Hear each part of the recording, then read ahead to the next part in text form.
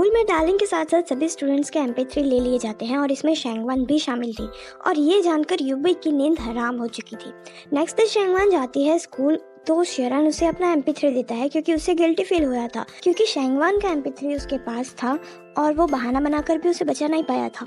तो वो अपना MP3 देता है पर शेंगवान उसे लेने से मना कर देती है क्योंकि उसे MP3 से कोई भी मतलब नहीं था। उसे मतलब था उसके अंदर के कंटेंट से जो युबी ने रिकॉर्ड किया था। पर अभी भी उसकी कोई ज़रूरत नहीं थी, उसे इसकी कोई भी जल्दी नहीं थी। यहाँ डार्लिंग को तो MP3 की बहुत ही ज़्यादा ज़रूरत थी तो वो टीचर वांग के पास जाती है और उनसे हेल्प मांगती है। टीचर वांग हमेशा से बच्चों की हेल्प करते आए हैं और इस बार भी करना चाहते हैं तो वो निकल पड़ते हैं डायरेक्टर को मस्का लगाने के लिए। वो डायरेक्टर की बहुत तारीफ करते हैं और कहते हैं कि अगर स्टूडेंट्स ने मंथली एग्जाम में अच्छा परफॉर्म नहीं किया तो वो MP3 वापस ले लेंगे, लेकिन तब तक उन्हें MP3 दे दिए जाने चाहिए।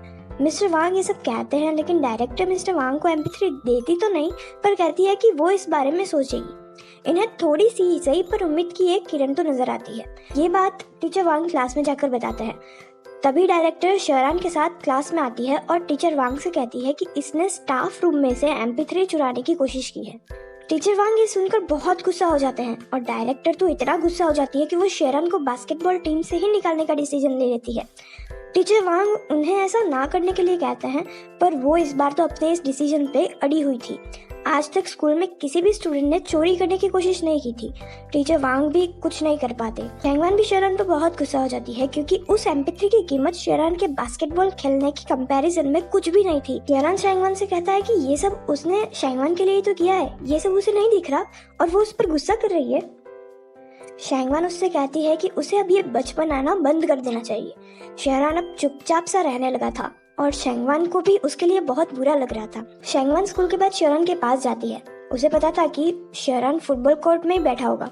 वो उसके पास जाती है और कहती है कि मैंने दोपहर में कुछ ज्यादा ही रूडली बात कर ली तो मैं यहाँ पे तुम्हें कंफर्ट करने के लिए आई हूँ। छोटे बच्चे भी ना।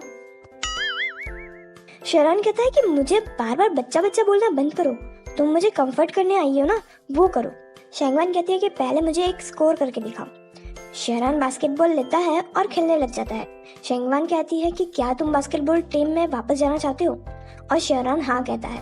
कुछ देर बाद मेली शेंगवान के पास जाती है और उसे बताती है कि डीन ने एक नोटिस जारी किया है जिसमें लिखा है कि आने वाले स्पोर्ट्स डे में लास्ट ईयर के स्टूडेंट्स को भी पार्टिसिपेट करना बहुत ज़रूरी है। शेंगवान स्पोर्ट्स डे का सहारा लेती है और वो टीचर से कहती है कि अगर हम 3 में से 2 गेम्स जीत जाते हैं तो एज अ प्राइज हमें MP3 और शेरान को टीम में वापस लेना होगा। टीचर वांग डायरेक्टर को ये बात बताते हैं तो वो भी मान जाती है। आ रही है क्लास 7 वालों को पार्टिसिपेट करने के लिए राजी करने की, पर ये तो बहुत ही मुश्किल टास्क था। किसी ने भी पार्टिसिपेट नहीं किया था। वो बहुत सारे तरीके अपनाते हैं सबको स्पोर्ट्स के लिए राजी करने के लिए। मेली जाओ जाओ, यहाँ तक कि शेंगवान ने भी मना कर दिया था। शेंगवान कहती है कि उसका काम है आइडिया देना, अब इसे इम्प्लीमेंट कैसे करना है ये तो शेरान जाने। अब शेरान अपना टेढ़ा दिमाग दौड़ाता है। शाम को जब मेली और शेंगवान लौट रहे होते हैं घर जाने के लिए तो शेरान उन्हें बहुत बुरी तरीके से डराता है। मेली तो इतना डर जाती है कि वो फुल स्पीड से भागने लगती है। कुछ ही दूरी पर चाओ भी वहाँ पर खड़ा होता है जो स्टॉप वॉच लेकर खड़ा था। मेली उसके पास आकर रुकती है और तब तक शेरान और शेंगवान भी वहाँ पर आ जाते हैं और चाओ बताता है कि भाई मेली ऐसे ही भागी ना तो उसको कंपटीशन में जीतने से कोई भी नहीं रोक सकता। वो उसे बहुत इनकरेज करते हैं और मेली को पार्टिसिपेट करने के लिए कहते हैं और मेली पार्टिसिपेट कर देती है। अब नेक्स्ट बारी है ब्यूटी क्वीन जाओ जाओ की। वो तो इसलिए पार्टिसिपेट नहीं कर रही थी कि कहीं खेलने कूदने से उसकी सुंदरता ना चली जाए। उसके लिए इलाज ले आती है डार्लिंग। डार्लिंग एकदम ब्यूटीफुल सा थोड़ा थोड़ा मेकअप करके आती है और कहती है कि वो कुछ दिनों से स्पोर्ट्स की प्रैक्टिस कर रही है ना तो उसकी स्किन एकदम सॉफ्ट और बॉडी स्लिम हो गई है। ये सुनकर जाओ जाओ के साथ साथ दूसरी क्लास की लड़कियां भी स्पोर्ट्स के लिए रेडी हो जाती है। शेंगवान अभी भी पार्टिसिपेट करने से मना कर रही थी पर जितने भी पार्टिसिपेंट्स थे वो इनफ थे क्लास के लिए। क्लास 7 के स्पोर्ट्स में पार्टिसिपेट करने का पहला गिफ्ट सबको मिलता है। टीचर वांग सबको MP3 दे देते हैं। शेरान घर आती है और अपने स्पोर्ट्स शूज देखती है। वो भी पार्टिसिपेट करना चाहती थी पर उसे पढ़ाई भी तो करनी थी और वो पढ़ाई को इम्पोर्टेंस देती है। वो अपना MP3 रिकॉर्डिंग सुनती है जिसमें युबई ने कुछ रिकॉर्ड किया था। उसमें युबई ने कहा था कि जिस तरह से शेंगवान ने उसे इनकरेज किया है अपना ड्रीम फॉलो करने के लिए, वो शेंगवान का एहसानमंद रहेगा, और वो जिस यूनिवर्सिटी में जाने का ड्रीम देख रही है, युबई भी उसी यूनिवर्सिटी में जाना चाहता है और वो दोनों वहाँ ज़रूर मिलेंगे। शेंगवान को सब पता चल जाता है कि क्या चल रहा है युबई के दिमाग में, वो इसे मजाक समझ के इग्नोर कर देती है।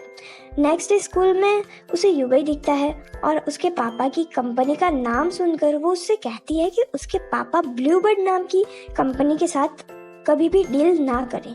ये दोनों बात कर ही रहे होते हैं कि शेरन भी वहाँ पे आ जाता है और शेंगवान को ग्राउंड में ले जाता है जहाँ इनके स्पोर्ट्स कंपटीशन की जोरों शोरों से तैयारी चल रही थी। इसी बीच डार्लिंग को पता चलता है कि उसका सिंगिंग कंपटीशन स्पोर्ट्स डे के दिन ही है।